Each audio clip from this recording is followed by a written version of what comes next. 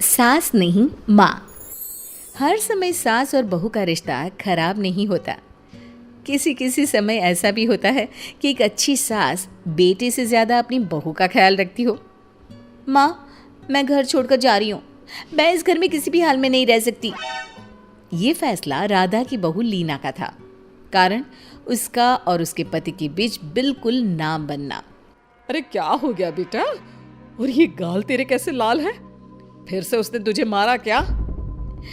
वो अब नई बात नहीं है माँ, लेकिन आज तो उन्होंने साफ साफ बोल दिया कि वो मेरे साथ नहीं रहना चाहते। अच्छा, क्यों भाई? क्यों नहीं रहना चाहता? जरा बुला तो उसे। तभी वहां प्रशांत आता है। हाँ, क्या है माँ? क्या बात हो रही है? क्या बोल रही हो?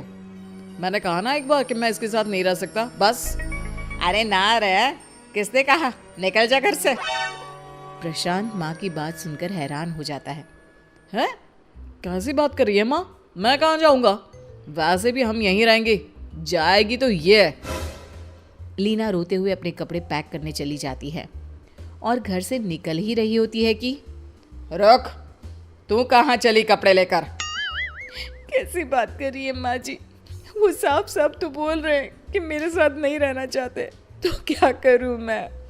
हाँ, तो उसे ना रहना है तो ना रहे, जाए यहाँ से। तू भूल गई बहू, घर मेरे नाम का है, तेरे पति के नाम का नहीं। तो निकलेगा ये, तू नहीं। कैसी बात कर रही है माँ? मैं बेटा हूं तेरा। ये जाएगी घर से बाहर। ना ना बेटा, तूने मेरे लिए किया ही क्या है? अरे सारा दिन ये बहू है जो मेरा ख्याल रखती है। ये कमाती है और सारा खाना भी बनाती है। एक एक पैसा घर पर देती है। अरे मेरी कौन सी दवा है कौन सी नहीं, ये भी इसी को पता है। तुझे पता है क्या? तेरी दवा? तुझे क्या हो गया माँ? सही तो है तू? नहीं, माँ को बीपी और शुगर की प्रॉब्लम है। मैं आपको व्हाट्सएप कर देती हूँ, जो जो दवाई माँ लेती है बता देती हूँ। हाँ ठीक है, माँ की दवा रखने वाली। जा निकल घर से। सास को बेटे पर गुस्सा आ रहा था।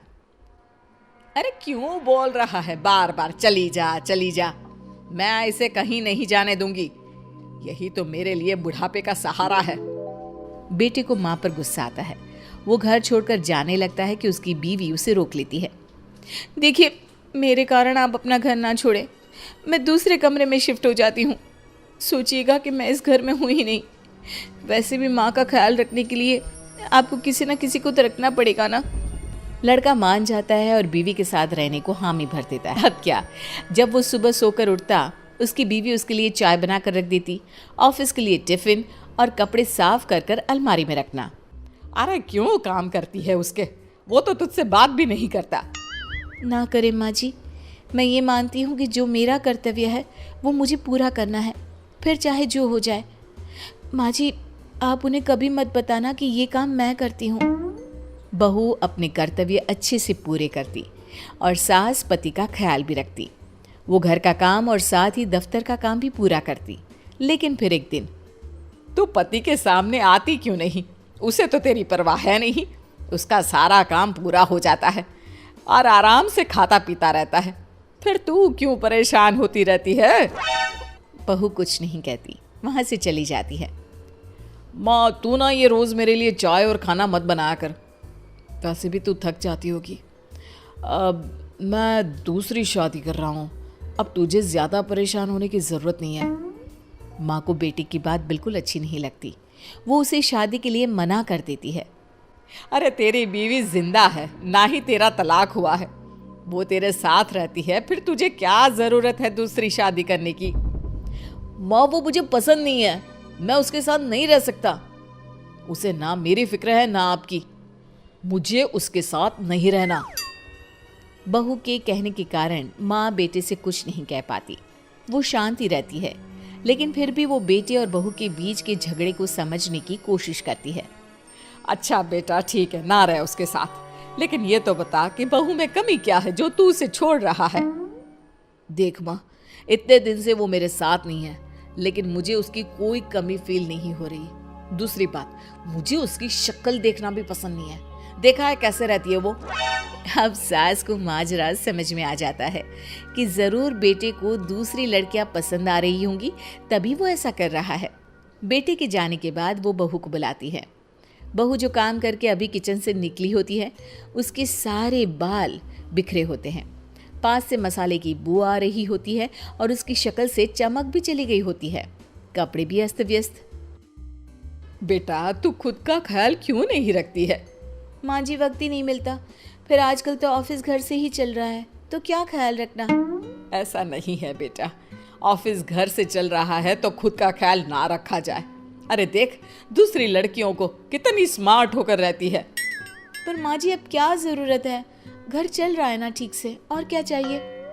वैसे तो देखा जाए तो कोई जरूरत नहीं, लेकिन खुद के लिए जरूरत है।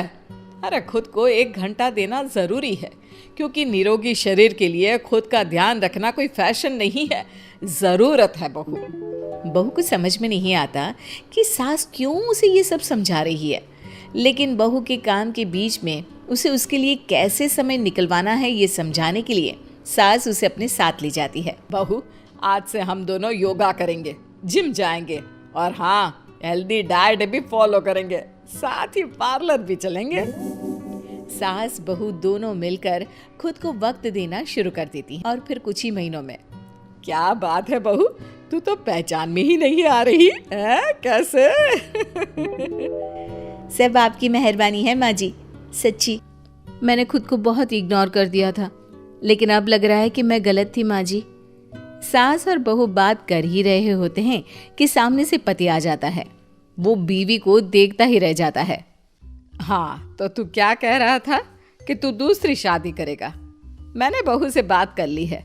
बहू, अब कल से तू जो इसे खाना बनाकर टिफिन देती थी ना, इसके सोकर उठने से पहले चाय रख देती थी, इसके कपड़ों से लेकर सारी चीज़ों का ख्याल रखती थी ना, वो छोड़ देना। कल से कोई और ला रहा है ये।